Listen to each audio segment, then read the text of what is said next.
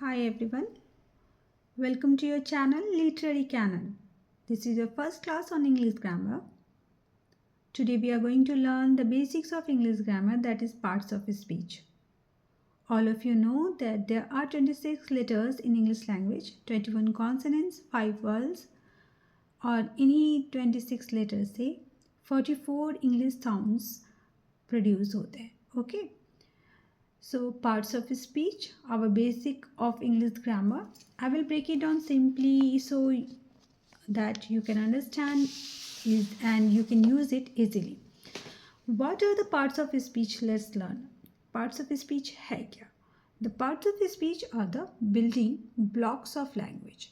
Building blocks जैसे कि कोई बिल्डिंग होती है तो उसके नीचे सबसे पहले जो ईंट लगाते हैं ना हम उसे उस बिल्डिंग का फाउंडेशन कहते हैं. Parts of speech is just like that. Okay, and it is the building block of language. So what is language? Language क्या है? तो लैंग्वेज एक मोड है, एक मीडियम है through which we communicate our thoughts, our feelings, we share our information. और ये जो है लैंग्वेज, ये किसी रूल्स और सिंटैक्स को फॉलो करता है, एक पर्टिकुलर रूल्स और लैंग्वेज को फॉलो करता है. नहीं तो मैं कुछ और बोलूँ, आप कुछ और बोलो, मैं बोलूँ Apple, book, furniture, fan, book, सारे मैंने चारों वर्ड्स तो इंग्लिश के ही बोले, बट आपके लिए कुछ भी कंसिडरेबल नहीं होगा. वाई? बिकॉज ये चारों वर्ड्स किसी भी रूल को, किसी भी सिंटैक्स को फॉलो नहीं कर रहे. तो लैंग्वेज अगर सामने में वर्ड्स को, शब्दों को बड़बड़ा देना, वो लैंग्वेज नहीं है. उसको प्रॉपरली एक स्ट्रक्चर्ड सिस्टम के थ्रू फॉलो करना, एक स्ट्रक्चर्ड सिस्टम के थ्रू फॉलो करना, तब हम जब उसे बोलते हैं या हम उसे लिखते हैं तो वो समझ में आता है, यानी हमारा थॉट्स, हमारे फीलिंग्स कम्युनिकेट हो पाती है. So we need a medium, a structured medium, ठीक है, to us to share our thoughts and feelings. Language वही है. अगर आप किसी फ्रेंच पर्सन को यहाँ बुलाओ और वो दूसरा कोई फ्रेंच पर्सन होगा तो वो उसकी बात को समझ जाएगा, बिकॉज दोनों उस स्ट्रक्चर्ड सिस्टम को जान रहे होंगे. बट हमारे लिए वो कुछ भी फ़ायदेमंद नहीं होगा. अगर वो कुछ भी बोलता है तो हम कुछ समझ नहीं पाएंगे. क्यों नहीं समझ पाएंगे? बिकॉज हम उस स्ट्रक्चर्ड सिस्टम से अनजान हैं. तो इसलिए ज़रूरी होता है किसी लैंग्वेज को पढ़ने के लिए उसके सिस्टम को, उसके सिंटैक्स को समझना. यहीं पे आता है ग्रामर का rules and basics of grammar. Okay, तो हमारा जो इंग्लिश का लैंग्वेज है, इसमें सबसे पहले अगर हम कुछ पढ़ते हैं, and that is parts of speech. तो टोटल मिला के 8 पार्ट्स ऑफ स्पीच है. अब बताओ, अगर लैंग्वेज हम शेयर कर रहे हैं, थॉट्स और फीलिंग्स और इन्फॉर्मेशन शेयर कर रहे हैं, तो स्पीच तो चाहिए होगा ना. और स्पीच चाहिए होगा तो उसके पार्ट्स हमें जानने ज़रूरी होंगे. तो in English there are 8 parts of speech. Okay, first is noun, then pronoun, then verb, then adjective, adverb, preposition, conjunction and interjection. Okay, noun, pronoun, verb, adjective, adverb, preposition, conjunction and interjection. ठीक है. ये जो noun है, ये noun क्या है? Noun name है. Name, okay, it can be name of anything. ये किसी पर्सन का, किसी फीलिंग्स का, किसी सामान का, किसी जनरल चीज़ों का, किसी स्पेशलाइज्ड चीज़ का, किसी का भी नाम हो सकता है.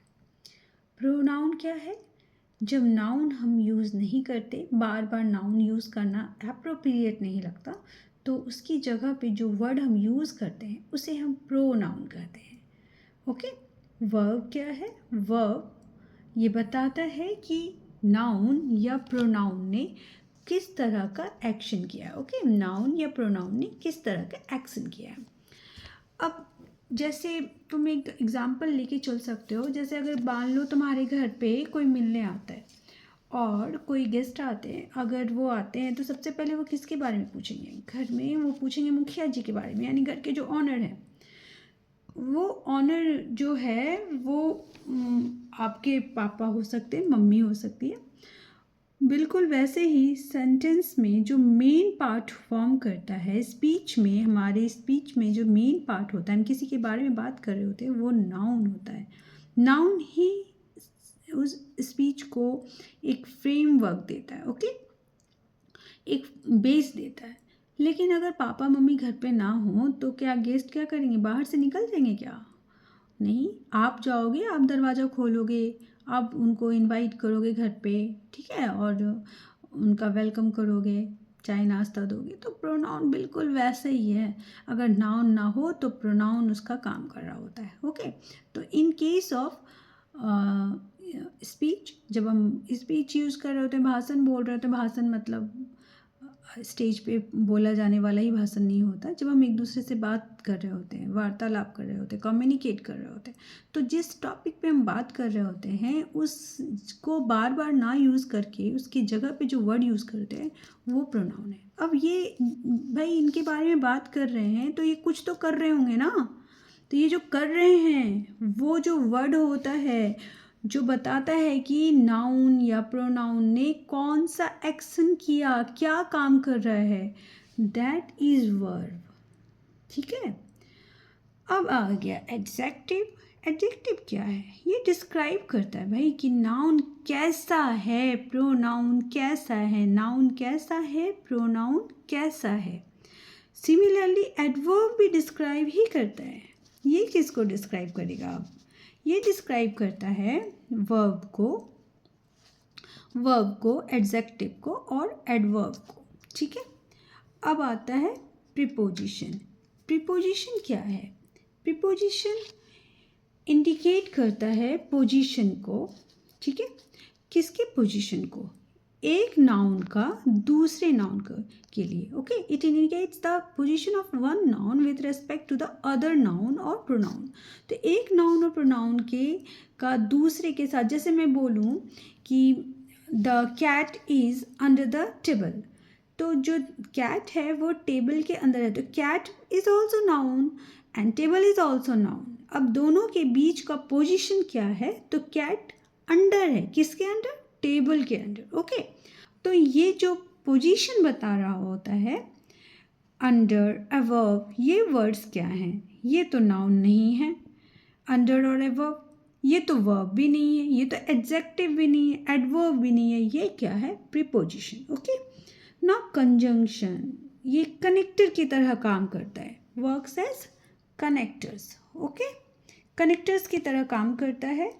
ये दो वर्ड्स को, दो फ्रेजेस को या दो सेंटेंसेस को, दो से ज़्यादा भी हो सकते हैं, उनको कनेक्ट करने का काम करता है, ओके। जैसे मैं बोलूँ राइस एंड करी, तो राइस एंड करी को मैंने ऐड किया, राइस को, करी को किससे? एंड से, ठीक है। ही और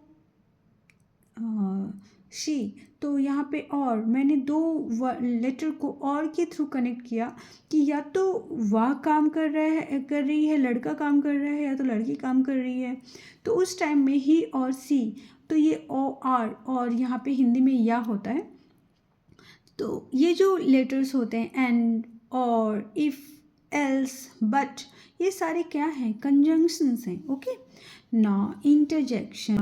Hooray, we won the match. Wow, such a beautiful picture. Alas.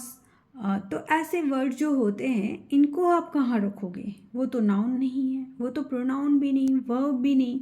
तो जब वो नाउन नहीं, प्रोनाउन नहीं, verb, adjective, adverb, preposition, conjunction, तो हमने एक और पार्ट्स ऑफ स्पीच बनाया, that is interjection, okay. So interjection is that word which expresses strong और सडन फीलिंग, ओके। अचानक से हमारे कोई इमोशंस हों, ऐसे अचानक वाले, स्ट्रॉन्ग वाले, उनको आप, जैसे आप सीधे बोलते हो this is a beautiful picture, तो बस वो एक नॉर्मल एक्सप्रेशन है। बट अगर स्ट्रांगली आप बोल रहे हो wow such a nice picture, तो ये वाओ जो आपने वर्ड ऐड किया, ये कैसे वर्ड्स हैं? ये इंटरजेक्शन है। चलो एक एग्जांपल लेते हैं एक ऐसा सेंटेंस का जिसमें ये सारे पार्ट्स ऑफ स्पीच यूज हो जाए। Here in this sentence articles are also there, okay. Articles भी हम पढ़ेंगे, बट पहले हम ये जो 8 पार्ट्स ऑफ स्पीच है वो देख रहे हैं इस सेंटेंस में। Wow your little cat is sitting silently under the blue chair and eating an apple. See the sentence again. Wow, your little cat is sitting silently under the blue chair and eating an apple. तो यहाँ पे ये interjection है, ये pronoun, little adjective, ये describe कर रहा है इसको, नाउन को, कौन से नाउन को, कैट को. ईज एंड सिटिंग वर्ब है. वर्ब्स के टाइप्स भी हम आगे पढ़ेंगे. Okay, we will learn about types of nouns, types of pronoun, types of verbs, पढ़ेंगे इनको. ओके, देन साइलेंटली वो बैठा है. ऐसा नहीं कि बैठा है बस, कैसे बैठा है, तो साइलेंटली बैठी है. ओके, बिल्ली बैठी है, कैसे बैठी है, तो साइलेंटली बैठी हुई है. एडवर्ब अंडर, अब पोजीशन बता रहे हैं इसका, कहाँ कैट कहाँ बैठी है भाई, टेबल के, चेयर के नीचे, ब्लू चेयर है उसके नीचे. तो जो चेयर है ये अगेन नाउन, एंड ये ब्लू उसके, इसको स्पेसिफाई कर रहा है, इसको डिस्क्राइब कर रहा है कि कैसा चेयर है, तो ब्लू चेयर है. Okay, and eating an apple. अब आगे हम चाहते तो रोक सकते थे कि why your little cat is sitting silently under the blue chair, पर हम आगे दो सेंटेंस है यहाँ पे. तो मैंने कहा था कि कंजंक्शन जो है वो क्या करता है, वो कनेक्टर का काम करता है, वर्ड्स को भी जोड़ता है, फ्रेजेस को भी, और सेंटेंसेस को भी जोड़ सकता है, तो जोड़ता है. तो यहाँ पे देखो कनेक्ट कर रहा है. एंड ईटिंग एन एप्पल, वो बिल्ली क्या कर रही है, तो एप्पल भी खा रही है, ये भी बता रहे हैं हम कैसे. तो एक ही सेंटेंस में हमने एंड यूज़ किया, कनेक्टर यूज़ किया, so this is conjunction. Then this is verb again, article and again noun. Okay, so यही एंड करते हैं आज की क्लास को. We will meet tomorrow again and we will have a class on noun पढ़ेंगे हम. Okay, कल noun पढ़ते हैं. तब तक के लिए गुड लक, और आप keep studying, keep yourself charged with full energy for your exams. Best of luck. Bye.